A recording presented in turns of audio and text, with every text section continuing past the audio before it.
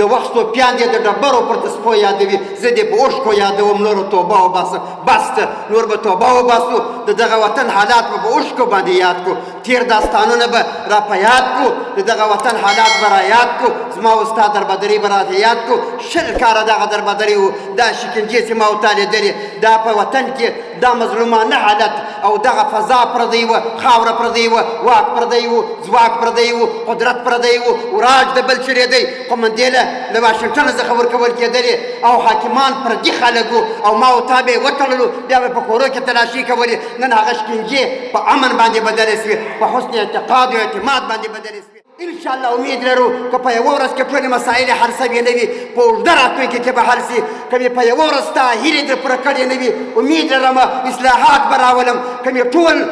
افراد که مې ټول اشخاص مصلح نه وي په ما کې مفسد ګډ سوي وي راته ویې ښیه تصفیه یې که پاک یې که پاکه جامعه او ټولنه پاکه د اداره ځان ته جوړه که پاک وطن راته پاک وساته را سره کومک وکوه د بدو په مخنیوي کې را سره لاس وکوه